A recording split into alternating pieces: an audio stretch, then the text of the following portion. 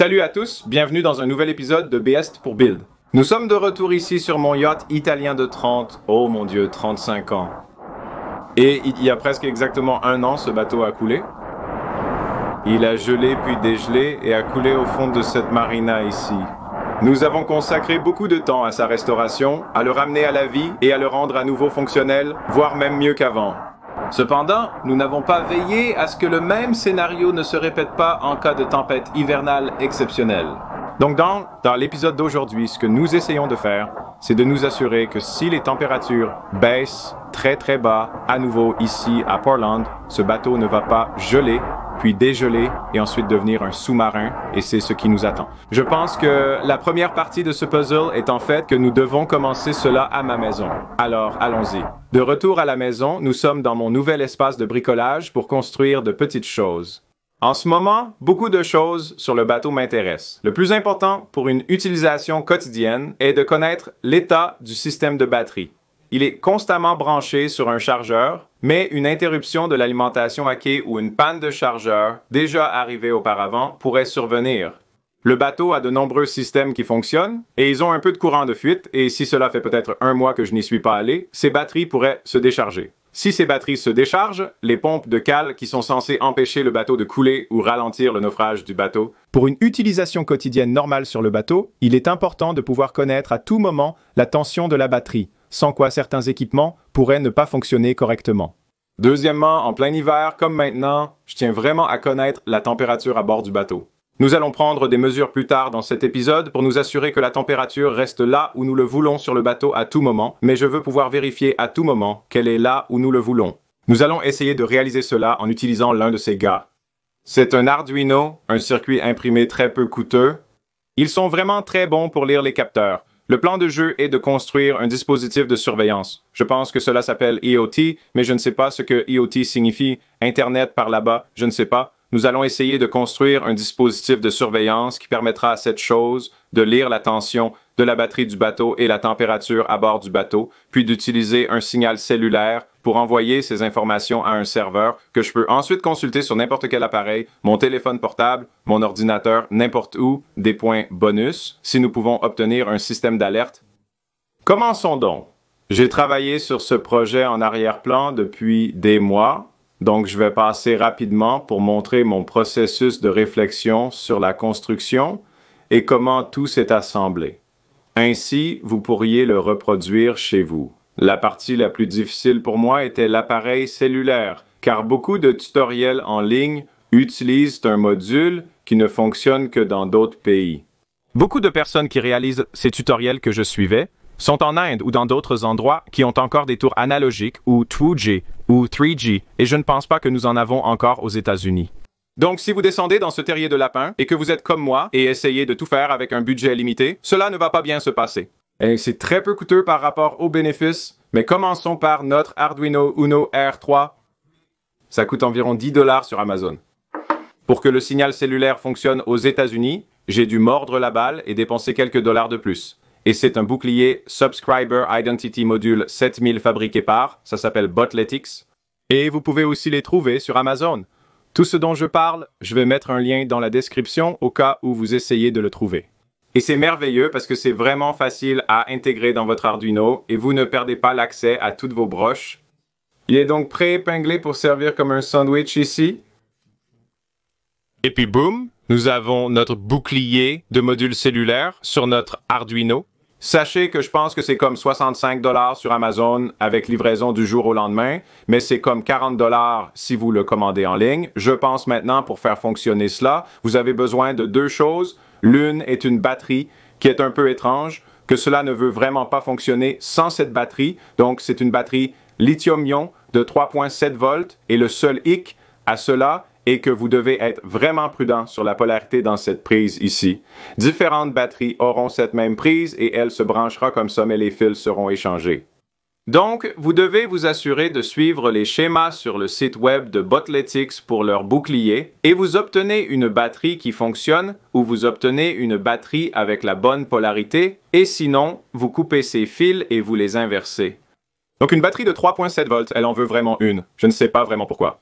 En gros, si votre source d'alimentation s'éteint, arrêtant le fonctionnement de la puce Arduino, il n'y a vraiment aucune raison d'avoir la puce cellulaire toujours en fonctionnement, car il n'y aura aucun code exécuté sur votre Arduino pour dire à la cellule de faire quoi que ce soit, autre que vous pourriez toujours suivre le GPS pour ajouter un bonus à cela. J'ai maintenant un tracker GPS supplémentaire dans mon bateau et ensuite pour envoyer un signal cellulaire, vous avez besoin d'un service cellulaire et c'est là qu'une carte Subscriber Identity Model va entrer en jeu. J'utilise Hologram, je l'ai trouvé le plus facile et le meilleur à incorporer dans ces constructions et c'est très bon marché. J'utilise moins de 5 $ par mois de service.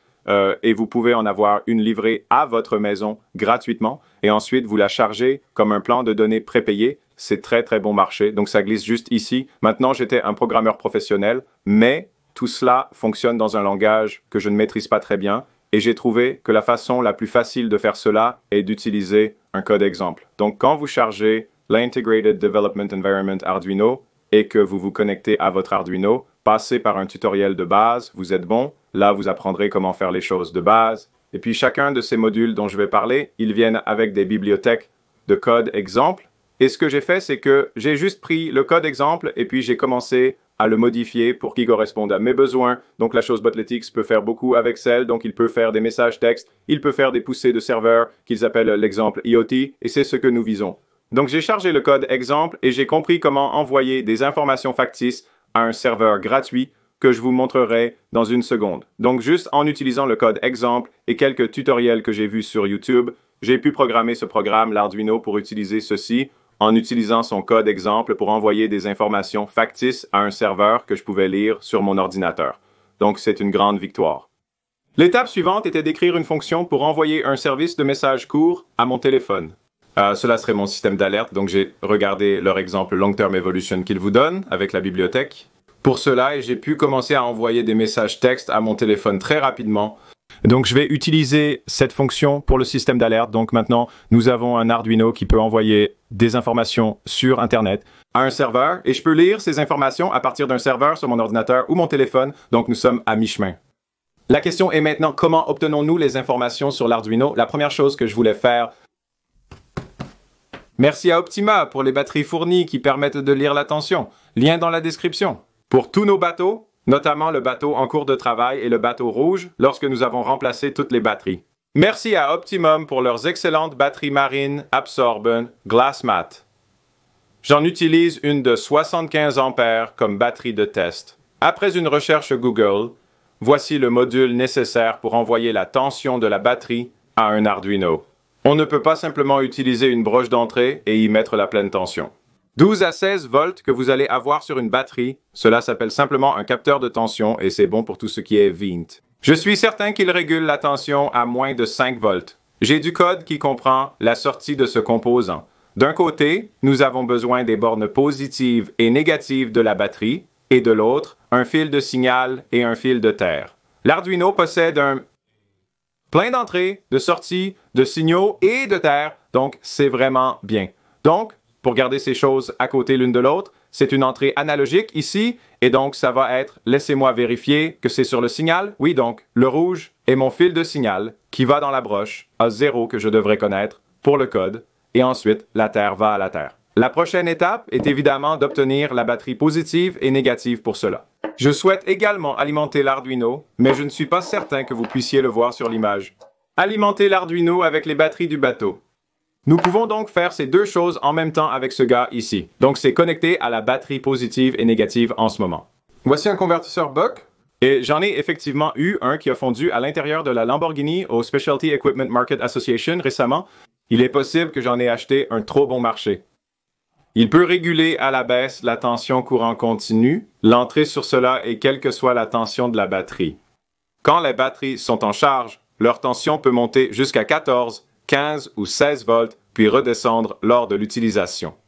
Le câble entre ici, puis tournez ce bouton pour ajuster la tension, qui s'affiche sur l'écran à l'autre extrémité. Arduino est comme partout de 7 à 12 volts, donc je l'ai mis à 9 volts et j'ai mis un petit connecteur jack sur ici. Donc maintenant, quand je branche ça branché sur l'Arduino, maintenant certaines lumières s'allument. Oh! et notre appareil est allumé et en marche. Aussi, donc, ça alimente bien notre système Arduino et il exécute du code et il utilise le signal cellulaire, donc c'est bien. Ce convertisseur buck est cool. Enfin, je veux brancher ma tension de ce côté pour qu'elle lise exactement la même chose venant de la batterie, la tension entrant dans le capteur de tension. Pour installer le capteur de tension, il suffit de dévisser légèrement les vis, puis de connecter les fils positifs et négatifs du capteur au fil correspondant de la batterie. Une fois le capteur connecté, le courant passe directement des fils de la batterie au capteur. Prenez un exemple de code de la bibliothèque du module Arduino. Vous devez télécharger une bibliothèque pour presque tout. Modifiez le code exemple pour qu'il corresponde à vos besoins. L'astuce que j'ai faite, c'est que j'obtenais des lectures de batterie variables si je ne faisais qu'une seule lecture. Si je règle le minuteur de rafraîchissement sur cela pour dire je veux mettre à jour toutes les 10 minutes, si je faisais juste une lecture rapide à la batterie et que je la récupérais, la tension fluctue. Comme si vous mettez un voltmètre sur une batterie, vous verrez que les chiffres varient beaucoup. J'obtenais des lectures assez variables. Donc, ce que j'ai décidé de faire était de prendre 500 lectures et ensuite de diviser cela par 500 et cela vous donnera une moyenne de 500 lectures.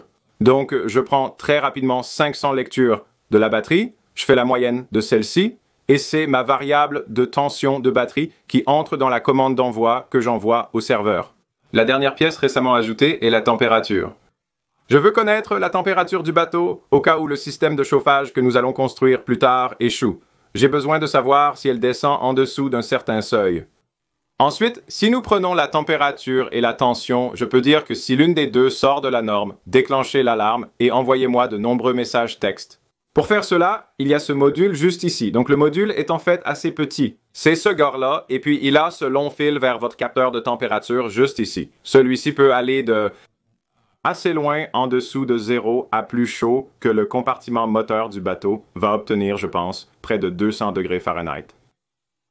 Il est important, lorsque vous cherchez un capteur, si vous essayez de faire quelque chose comme ça pour empêcher les choses de geler, que vous vous assurez simplement que vous pouvez obtenir un capteur qui peut descendre en dessous de 32 degrés. Ce capteur simple provient de la marque Geekfun. Il a l'avantage d'avoir les résistances intégrées dans le module. Je mettrai un lien dans la description, j'en ai eu comme 5 pour, je pense, 10 $. Ou moins sur Amazon, encore une fois. Il est livré avec une bibliothèque que j'ai téléchargée, regardé le code exemple et exécuté en intégrant le code exemple dans mon code. Mon code contient deux fonctions principales. L'une lit la tension de la batterie et l'autre la température. J'appelle ces fonctions dans le code. Chaque fois que je veux obtenir ces chiffres, donc celui-ci a besoin de la carte Arduino, ici a besoin d'alimentation, de masse et ensuite vous voulez mettre une entrée de signal. Je vais donc les brancher rapidement et avec tout cela connecté, c'est terminé. Nous disposons d'un capteur de tension, d'un capteur de température et d'un module cellulaire capable de transmettre ces données dans le cloud. Tout est alimenté par cette batterie ici et elle surveille également cette batterie ici. Mes batteries se sont toutes entrelacées sur le bateau, donc elle surveillera toutes les batteries. De toute évidence, beaucoup de code a été intégré à cela. Je ne vais pas entrer dans le codage si quelqu'un essaie de suivre cela à la maison. C'est aussi simple que de prendre beaucoup de code exemple et de commencer à le fusionner. Aussi, si vous êtes un peu rouillé en codage comme moi, utilisez le ChatGPT, tapez littéralement ce que vous faites, que vous travaillez sur Arduino et que vous voulez faire ces choses. Et oh mon Dieu, c'est effrayant de bien. Je suis content de ne pas avoir essayé de travailler dans cette industrie avec cette chose existante. Donc partout où je suis même un peu coincé, il a juste sorti tout le code dont j'avais besoin. Donc assez bon pour pirater. Là maintenant, le côté interface de cette chose, regardons ça. C'est mon moniteur ici. Nous avons la tension de la batterie. Et puis ici, nous avons la température. Il ressemble à des lignes assez plates parce que la moyenne a été décalée. Quand j'ai branché cette chose sans capteur dessus, j'ai envoyé un 0 et cela a déclenché l'alarme et a commencé à m'envoyer des textos. C'est sur une page web, je vais le mettre dans la description. N'importe qui à la maison, si vous avez envie de voir ce qui se passe avec mon bateau, vous êtes les bienvenus. Comme le chargeur charge la batterie quand il le juge nécessaire, vous obtenez ces petits pics ici. C'est plutôt cool, et puis la température fluctuera tout au long de la journée. Il a été testé dans mon bureau pendant la dernière semaine, donc si cela ne variait pas de moins 200 à 75 degrés, vous verriez une série de fluctuations lorsque mon chauffage s'allume et s'éteint. En ce moment, il envoie des informations toutes les 2 minutes, mais je vais changer cela pour le déploiement à une fois toutes les 10 minutes. Donc, lorsque vous envoyez des informations du capteur via le truc cellulaire à Internet, elles doivent être stockées quelque part sur Internet. Pour cela, j'utilise ThingSpeak, un service gratuit que j'ai testé pendant longtemps sans jamais payer. Il a stocké toutes les données. J'utilise aussi GitHub pour héberger ma page web encore gratuitement. Et il affiche simplement les relevés de données de ThingSpeak sur une petite page web qui est également visible sur mobile. Elle se met à jour automatiquement ou vous pouvez cliquer pour la mettre à jour vous-même et ainsi cela maintient tout le côté données en ligne de tout totalement gratuit. Donc, si vous n'êtes pas un plaisancier comme moi, cela pourrait aussi très facilement s'appliquer si vous avez des voitures de projet ou plusieurs voitures dans votre garage et que vous avez déjà eu une batterie à plat qui a été à plat si longtemps qu'elle était totalement morte et que vous avez dû acheter une nouvelle batterie, c'est une vraie galère. Quelque chose comme ça pourrait être génial pour surveiller constamment l'état de la batterie de votre véhicule, où je suis sûr que vous pourriez imaginer une tonne d'autres applications pour lesquelles cela serait utile dans le monde de l'automobile. Mais ces Arduino sont vraiment cool. Je les ai utilisés pour plusieurs autres projets. J'ai fait une activation identification par radiofréquence pour faire un démarrage sans clé sur un véhicule. Je mettrai un lien vers cette vidéo dans la description. C'était assez cool, mais c'est le premier que je déploie dans le monde. Je vais l'installer sur mon bateau et le laisser tourner pour voir comment ça fonctionne.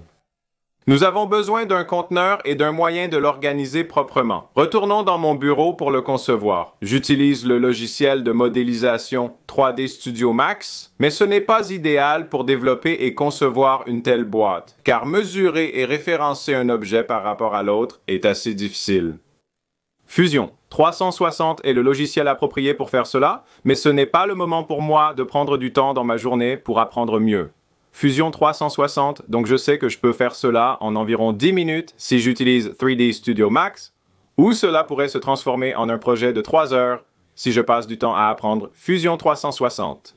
Je vais donc simplement utiliser 35Sense Studio Max, dont les bases sont vraiment simples. Mesurez chaque module, obtenez une hauteur, une largeur et une longueur pour chaque module et placez-les dans un ordre que j'aime là où je veux qu'ils soient dans la boîte. Ensuite, je mesure les trous de boulon. Chaque module a une façon spécifique d'être boulonné, donc je mesure les trous et crée un motif de boulon correspondant, puis je fabrique les entretoises adaptées. Je crée des entretoises qui vont soulever le module du sol, du lit, juste là où vont ces trous de boulon. Donc je prends le motif de boulon, je mets une entretoise sous chaque endroit où chaque boulon va, et ensuite je peux placer ce module sur ces entretoises, et normalement les gens utiliseraient des inserts à écrou que vous faites fondre dans le plastique, mais je n'en ai pas avec moi, et je n'ai pas un ensemble de tous les écrous de la même taille, donc je vais juste faire fondre les vis directement dans les entretoises, cela créera des filets, l'inconvénient de cela est que cela peut être vraiment difficile. Pour dévisser, mais une fois que vous l'avez dévissé, il vous restera des filets de plastique.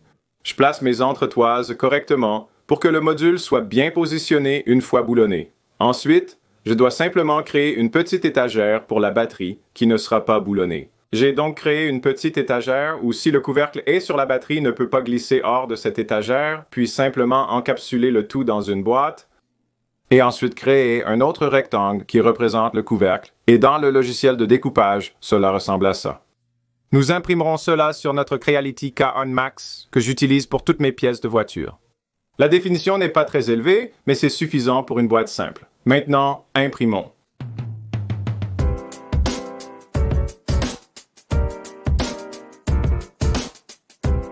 Très bien, voici notre boîte. C'est notre couvercle, saut de vis aléatoire. Je ne sais pas d'où elles viennent.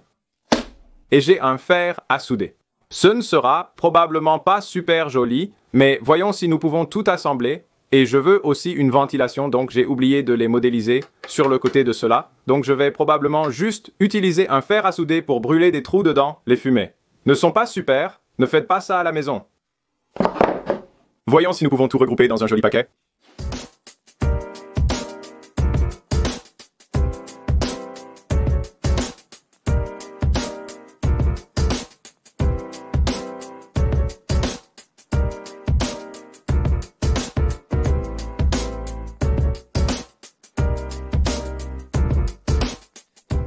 Ça a l'air plutôt cool.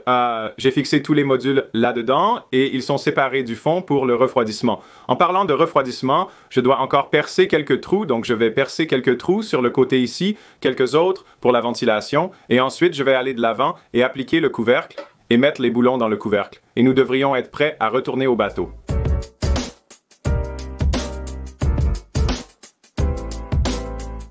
De retour au bateau, notre approche à deux volets inclut un contrôle par la température, comme mentionné précédemment.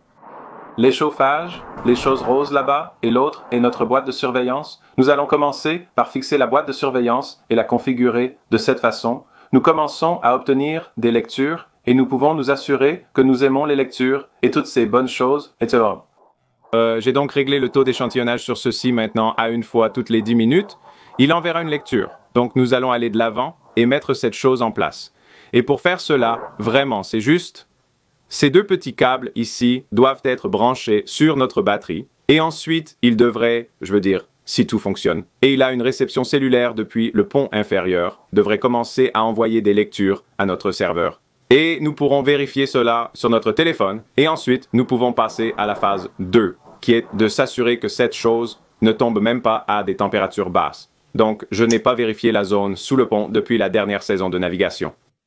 Pour être honnête, nous étions très occupés et j'ai terminé la saison des votes un peu précipitamment. Pour moi, parce que je ne pensais pas que ça allait et puis c'était juste fini, c'est assez joli.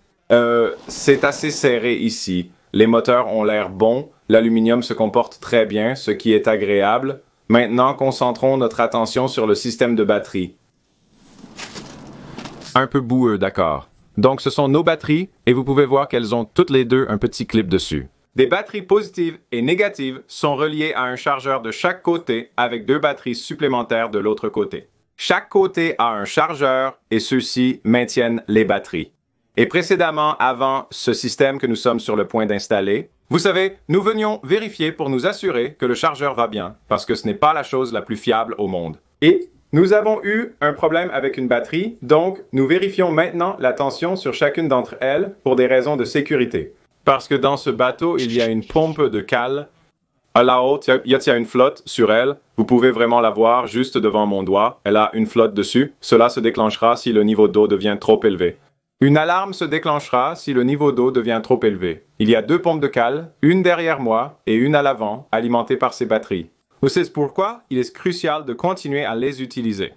Les bateaux n'ont pas été sauvés de la noyade la dernière fois car ils ont tendance à rester dans un peu d'eau. Vous pouvez voir qu'il y a un peu d'eau là-bas, et cette eau était une couche de glace qui a gelé les flotteurs, et finalement, je suppose que nos batteries se sont déchargées, ou je ne sais pas vraiment comment cela s'est passé. Mais c'était peut-être trop tard lorsque le bateau a sombré.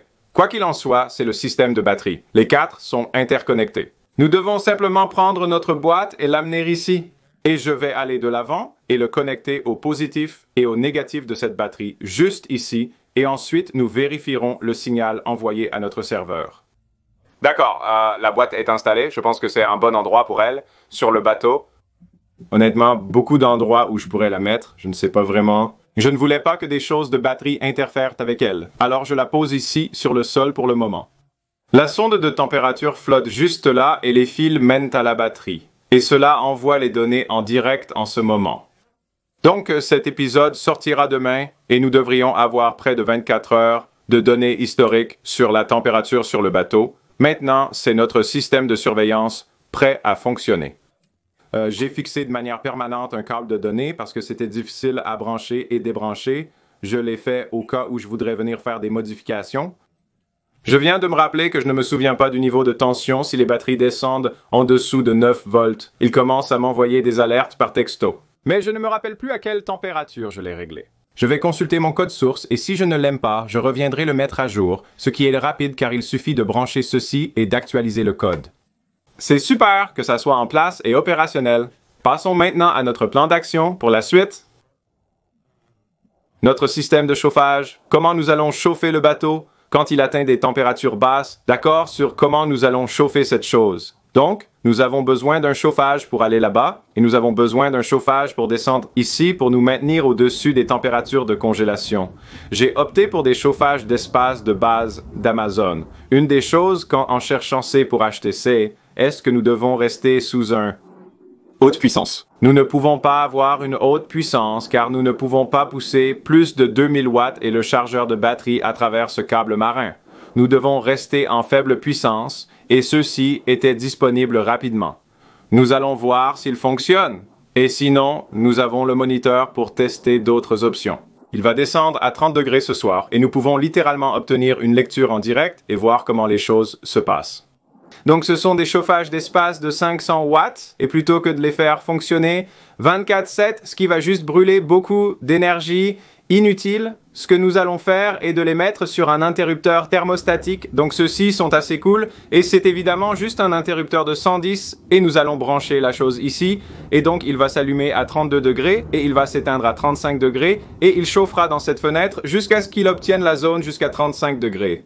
C'est le test que nous effectuerons ce soir, et si nous devons changer ou modifier des choses, disons par exemple qu'il met beaucoup de temps à chauffer et que les températures baissent plus rapidement, nous pourrions avoir besoin de l'allumer plus tôt. Vous savez, il y a beaucoup de choses différentes que nous pouvons faire avec ça. Donc l'un de ceux-ci, et il y a déjà de l'électricité là-bas, donc je vais prendre celui-ci, le brancher à l'électricité là-bas et y jeter un chauffage. Et ensuite, nous allons faire passer l'électricité dans la seule chose à propos de ce bateau, c'est que nous n'avons pas de nouveau système d'onduleur. Eh bien, nous n'avons tout simplement pas voulu vraiment essayer le système d'onduleur qui fait passer l'électricité dans les prises là-bas, et je ne veux pas non plus faire fonctionner cela à partir des batteries. De quelque manière que ce soit, donc nous allons simplement faire passer une rallonge là-dedans, dans le second chauffage qui est également sur son interrupteur thermostatique, ce qui maintiendra la cabine au-dessus de 0, et nous allons également maintenir le trou au-dessus de 0 ainsi que la cale. Hors saison de navigation à cause du trou dans le pont de poupe. Depuis trop longtemps, d'accord, le chauffage est installé, non pas sur une surface en bois, je l'ai mis sur une surface en béton juste au cas où, soufflant directement sur tout le système d'eau brute pendant que je suis ici à parler du système d'eau brute. J'ai sauté dans ces choses et fermé les vannes.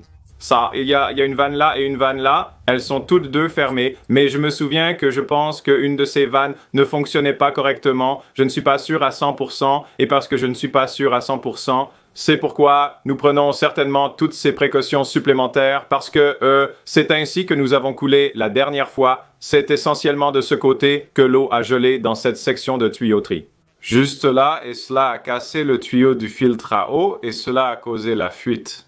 Et puis de ce côté, le filtre à eau a éclaté quand il a gelé. Donc, nous ne voulons pas que tout cela ait une chance de se produire ici en Oregon. Il ne fait pas souvent 12 degrés pendant un jour et demi. Mais au cas où cela se produirait, c'est pourquoi nous construisons tout ce système. Donc nous avons ça en marche, l'interrupteur thermostatique est allumé, et nous avons placé la sonde loin de là, loin du chauffage, donc elle ne l'influencera pas. Elle obtiendra, espérons, une température moyenne plus basse ici, et c'est un wrap pour la cale. D'accord, dans la zone de la cabine, nous avons des Doritos à moitié mangés, c'est des déchets. Nous avons le chauffage, le thermostat de l'interrupteur juste là, le câble d'alimentation qui entre, donc c'est réglé, cela devrait garder cet habitat bien chaud. Nous avons quelque chose à boutonner, on dirait que nous avons oublié de complètement boulonner toutes les fenêtres, mais nous allons le faire. Kyle l'a déjà fait, nous sommes en bonne voie. Le lendemain, les données historiques de la nuit sont passées par le logiciel de surveillance et tout fonctionne parfaitement. Pendant la nuit, nous avons constaté que la température a baissé, mais celle de la cale du bateau n'a pas atteint la même fraîcheur que la température extérieure. Il faut probablement beaucoup de temps pour que ces deux choses se moyennisent. La nuit dernière, il faisait au moins 30 degrés Celsius dans le bateau. La température minimale était de 34,5 degrés Celsius atteinte brièvement. Et puis elle est un peu remontée à 35 et maintenant elle est à nouveau en hausse pour la journée. Donc c'est très intéressant que la cale reste naturellement plus chaude. Je ne sais pas si c'est à cause de la température de l'eau dans la rivière qui la chauffe essentiellement par le bas. Ou pourquoi c'est le cas, mais cela semble être le cas. Donc nos chauffages n'auraient pas démarré la nuit dernière. Et il va falloir qu'il fasse beaucoup plus froid pour que nous en arrivions là. Mais un jour, cela arrivera probablement cet hiver, et nous verrons cela se produire. Mais je me sens bien en sachant que nous avons un excellent moyen de surveiller tout cela, et que je peux le vérifier chaque jour, chaque nuit, tout va bien avec la batterie. La stabilité est excellente, ce qui me ravit. C'est une grande victoire. J'ai beaucoup plus d'informations sur mon bateau maintenant. Et maintenant, je sais comment en construire un autre comme celui-ci. Donc quand j'aurai mon bateau ponton dans l'eau, je peux... La température de la cale n'a pas d'importance, il n'y a pas de cale sur ce bateau, donc je m'en fiche vraiment. Mais je pourrais très facilement surveiller toutes mes batteries. De cette façon, je ne pars jamais en voyage en bateau avec mes amis et autres, et je n'ai jamais un système d'alimentation à plat. Ce serait terrible, ce serait une journée de navigation gâchée. Et cela peut ruiner des milliers et des milliers de dollars de batterie si elle se décharge parasitiquement jusqu'au bout. Je voulais créer un gadget technologique plutôt sympa. Je suis ravi que nous ayons déployé la version 1 sur le premier bateau. Quant au bateau ponton, nous attendons que la saison de navigation soit plus proche. Et c'est tout. Je ne veux pas être... Il fait très très froid dehors. Je ne veux pas être froid et mouillé en travaillant sur ce bateau sur l'eau. Donc, nous attendons simplement que la saison de navigation arrive. Et puis je promets que nous le mettrons à l'eau. Je suis très enthousiaste à propos de ce projet qui se conclut cet été. J'espère que vous avez apprécié. Partagez-moi vos impressions en commentaire. C'est un peu différent de ce que nous faisons normalement, vous savez? J'espère que c'était utile, inspirant ou au moins éclairant sur mon processus de réflexion pour construire un tel appareil personnalisé. Demain, on retourne aux voitures et je vous verrai paix.